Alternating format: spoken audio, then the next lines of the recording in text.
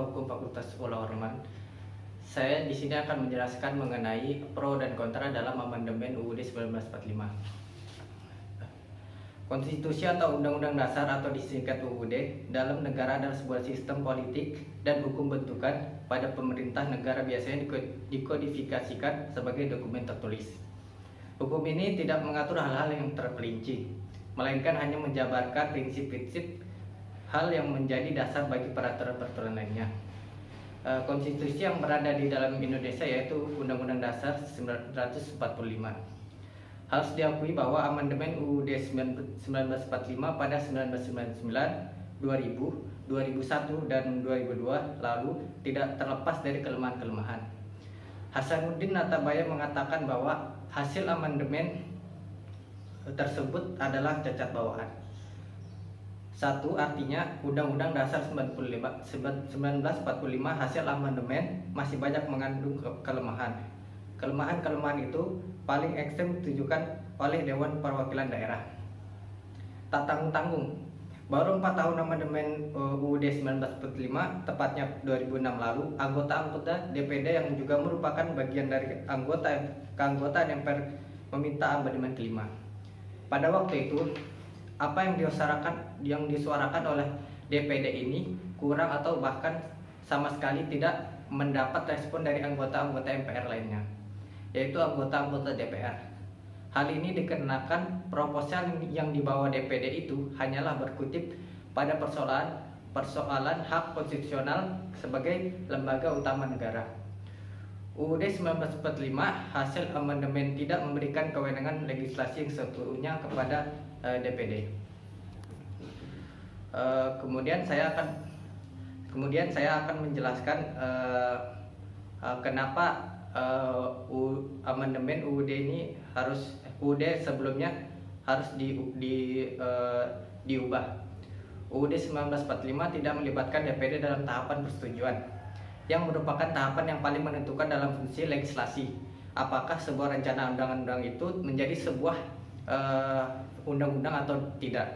DPD hanya dilibatkan dalam tahapan pengusulan dan pembahasan, seperti halnya juga ditegaskan dalam putusan Mahkamah Konstitusi nomor 92 PUU 10 tahun 2012 tentang pengujian Undang-Undang nomor 27 tahun 2019 tentang MPR, DPR, DPD, dan DPRD, dan Undang-Undang nomor 12 tahun 2011 tentang pembentukan perundang-undangan. Mencermati aturan main di dalam proses legislasi di atas, menurut hemat saya MPR periode 1999 sampai 2004 telah melakukan kesalahan yang mendasar. Bagaimana tidak, DPD secara teoritis merupakan lembaga legislatif di samping DPR. Namun fungsi utama lembaga legislatif sebagai pembuat undang-undang itu sendiri, DPD tidak ada. Ironisnya, Presiden sebagai lembaga eksekutif malahan diberikan fungsi utama lembaga legislatif itu. Di samping DPD taat konstitusi dengan melaksanakan tugas sesuai amanat yang sudah ada dalam konstitusi, secara berlanjut perlu diperjuangkan agar DPD memiliki peran, fungsi, dan kewenangan yang lebih kuat sebagai lembaga parlemen dalam memperjuangkan kepentingan masyarakat dan daerah serta dalam rangka penguatan demokrasi di Indonesia. Ini artinya diperlukan amandemen lagi terhadap UUD 1945. Hal ini dimungkinkan sebagaimana ketentuan pasal 37 ayat 1 UUD 1945. Kemudian saya akan menjelaskan kenapa UUD sebelumnya ini tidak harus diubah. Menurut saya tidak perlu diubah, hanya perlu diperbaiki dalam pelaksanaannya. Percuma jika dirubah tapi tidak melibatkan rakyat. Padahal rakyat kita lebih banyak dibandingkan dari pimpinan negara Indonesia. Tetapi kenapa tidak melibatkan rakyat? Kenapa harus perwakilan daerah yang memimpin? Lebih baik kembali pada jati diri Negara Kesatuan Republik Indonesia berdasarkan UUD 1945 dan Pancasila, di mana adanya suasana kebatinan dan spirit perjuangan untuk membebaskan Indonesia dari segala bentuk penjajahan. Menurut saya, yang ada pada zaman Soekarno kini sudah luntur. Tidak adanya spirit perjuangan yang ada pada bangsa kita saat ini. sehingga bangsa kita menjadi mudah goyah dan terombang-ambing oleh kepentingan duniawi. Apalagi dengan adanya budaya baru dan luar yang bisa mengubah pola pikir masyarakat Indonesia. Jadi perlu dikembalikan saja bagaimana bangsa Indonesia yang dulu ketika zaman Pak Soekarno. Menurut saya amandemen kelima ini malah justru lebih melibatkan pemimpin negara. Rakyat hanya menjadi penonton di mana pejabat-pejabat lainnya hanya memikirkan kepentingan sendiri, bukan kepentingan pribadi. Hal ini sangat tidak adil sebab masyarakat atau warga tidak dilibatkan dengan urusan ini. Padahal masyarakat penting juga untuk membentuk negara yang baik. Jika pembuat keputusan amandemen kelima ini hanya mengikuti pikirnya sendiri, tidak memikirkan masyarakat setempat. Lembaga tinggi lebih mudah menguasai dibandingkan masyarakat kecil. Padahal masyarakat kecil juga memiliki hak dan kewenangan untuk mengubah negara kesatuan Indonesia menjadi lebih baik. Tapi masyarakat tidak perlu dilibatkan pada amandemen kelima ini. Sehingga saya memberikan solusi bahwa untuk menjamin agar substansi UUD atau konstitusi tetap hidup atau dapat menghadapi ketertinggalan, setiap UUD mengatur cara perubahan. Dalam praktik, perubahan formal tidak lagi pandang satu-satunya cara menyesuaikan atau cara menghidupkan UUD. Amandemen senantiasa diiringi perdebatan yang panjang dan kompleks, baik dari segi politik maupun ilmiah. Selain itu, amandemen acapkali melalui tata cara yang kompleks. Semuanya memakan waktu lama. Ada kemungkinan ketika amandemen disahkan sudah ada situasi baru dan tuntutan baru 19 pada praktiknya. Ada berbagai cara yang lebih praktis untuk mewujudkan konstitusi hidup, yaitu melalui undang-undang. Betapa banyak undang-undang yang dibuat untuk melaksanakan UUD. Hampir semua undang-undang adalah semata-mata hasil rekayasa pembentuk undang-undang, bukan karena petunjuk UUD.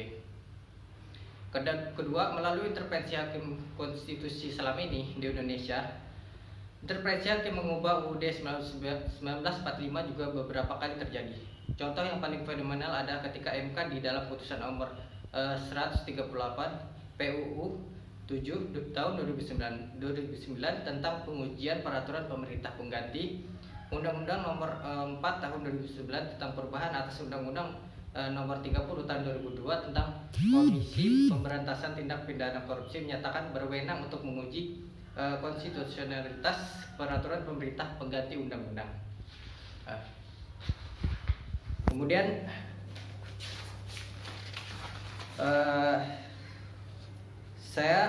jadi sama sekali pasal 24C ayat 1 tersebut tidak menyebutkan peraturan pemerintah pengganti undang-undang. Adanya putusan MK ini secara tidak langsung telah terjadi perubahan informal terhadap UUD 1945. Memang secara teks tidak ada perubahan, namun dari sisi makna sesungguhnya pasal 24C ayat 1 tersebut telah mengalami perubahan yang sangat mendasar. Meskipun undang-undang dan peraturan pemerintah pengganti undang-undang dari sisi muatannya sama, namun dari sisi formalitas adalah dua hal yang berbeda. Dengan demikian, pasal 24C ayat 1 Undang-Undang Dasar 1945 berubah makna menjadi Mahkamah Konstitusi berwenang mengadili pada tingkat pertama dan terakhir yang putusannya bersifat final untuk menguji undang-undang atau peraturan pemerintah pengganti undang-undang terhadap undang-undang dasar. Adanya perubahan UUD 1945 secara informal tersebut tidak terlepas dari budaya konstitusi hakim yang melatar belakangi munculnya pemikiran yang merubah makna teks. Hal ini menunjukkan bahwa MK dapat menentukan ke manakah UUD 1945 hendak dijalani.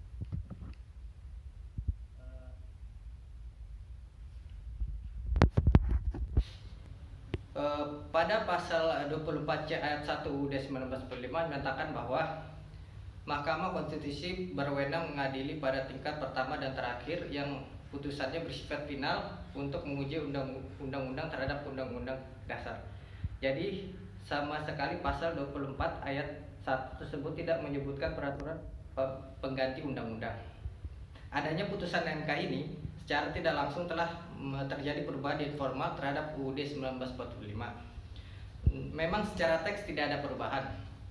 Namun dari sisi makna sesungguhnya pasal 24C ayat 1 UUD 1945 tersebut telah mengalami perubahan yang sangat mendasar. Meskipun undang-undang dan peraturan pemerintah pengganti undang-undang dari sisi muatannya sama, namun dari sisi formalitas adalah dua hal yang berbeda. Dengan demikian, pasal 24C ayat 1 UUD 1945 berubah makna menjadi Mahkamah Konstitusi berwenang mengadili pada tingkat pertama dan terakhir dan yang putusannya bersifat final untuk menguji undang-undang atau peraturan pemerintah pengganti untuk undang-undang terhadap undang-undang dasar.